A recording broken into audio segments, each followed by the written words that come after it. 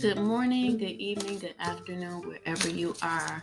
We're focusing on Scorpio energy. That's Pluto's energy. And Pluto's energy has been in the 10th house with Capricorn since 2008, doing its thing. At this point, we have 1776 that is bringing back memories or thoughts or historical events for the collective that many may pay attention to and many may not, which landed the independence, the Constitution of Independence in 1776, and Pluto is having a Pluto return. Pluto return also is the birthday for 1776 and the Constitution being signed, which is affecting the Cancer energy. As I was going over my thoughts, and the cards are praying also about how to speak to the Scorpio energy collectively. Cancer's energy came up. And so, in this here discussion, before I even pull the cards, I'll let everyone know that home is being influenced by the Pluto return and the Scorpionic energy. There's a lot of changes under the surface subconsciously that is going on with everyone. And so, Cancer as a nurturer and the female energy in everyone is trying to come forward and nurture and bring balance where the patriarch energy has been more dominating. And so that dominance has been a background force that many did not know about. And they're coming into knowledge of. We could go on talking about this, but I want to pull cards for the Scorpio collective.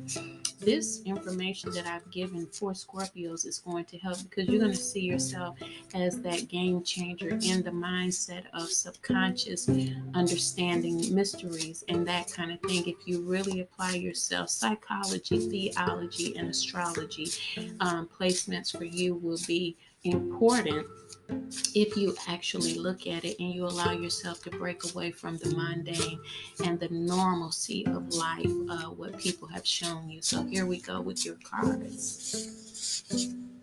King of Wands. And the King of Wands, it brings in a level of immaturity. We want to look at our words and our thoughts that reflect immaturity and begin to work with maturity within ourselves. Also, we want to look at anyone around us that holds wands or even a thought of a staff work context of staff, and if there's an immature influence, we want to look at where that puts us. Where will we go with this immature influence? Can we make people change, or do we make the change ourselves? Knight of Wands in you is saying to mature and see things as they are, and as you see things as they are, Scorpio energy, you'll make the decisions that you need, because here there is the death card in release, and that is a phenomenal thing because Scorpio is about death and rebirth. So you have an immature energy that you're releasing in order to come into a mature energy. You may be releasing that energy out of your own life, meaning out of you as you go within and you meditate and accept the maturity, which is also going to bring a release in your outer conditions of immaturity. That means that things that are not going to serve you anymore, people that you will not be able to serve and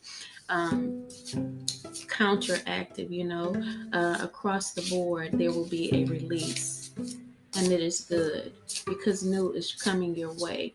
The change, the global perspective, the understanding, and all of that means that we must mature. Here's your last card. Seven of Swans. I'm at Seven of Swords, Seven of Wands. Resilience is upside down. So I want to pull another card there. Resilience, I believe, in this context, can be that you may have been resilient to make the changes. Resilient to make the changes For me, I'm believing that the Seven of Wands is upside down so that you can bring that change in that's needed with the release from the Death card. And that Death card to me is transformation. The ongoing transformation that Scorpios have the power to bring in. It's not a bad thing, it's a good thing, because when you look at it, your resilience to release old and to accept new means that you're turning your life around. You're seeing that you are able to rise as a phoenix. You're also seeing that you can survive through the change of life, and that spirit really has your back as you look at the subconscious realms and what needs to be changed there for you and those around you. Now, this is not putting a burden on you, it's just simply saying, if you haven't, you are being called for maturity. And that means that as you mature, everything around you is going to grow and flow and flourish. Okay, so that Seven of Wands is upside down, I believe, because of your changes from immaturity to maturity. Whatever you have been immature in, that's not a lifelong thing, because we are learning lessons and we grow from one level to another. So now you're leveling up in another area. You pick and choose, but this here seems to be about yourself, individuality, going into groups, how you can serve, and how you can be the best you that you can be from the universal standpoint. All right, one more card for you. I see decision making. Lovers and partnerships are coming in. So you have some good perspective of partnerships coming in. You're going to be making good decisions as you're making this alchemic change from the death to release, releasing old things and relationships that don't serve you so that the new can come in. Relationships, partnerships, work relationships, good group relationships, and community. Because I can hear Mercury's energy here for you. So you be blessed, share and subscribe, and possibly, if you like, make a donation, $1 or $2. We just help people. We give to those that are in need. Bye bye.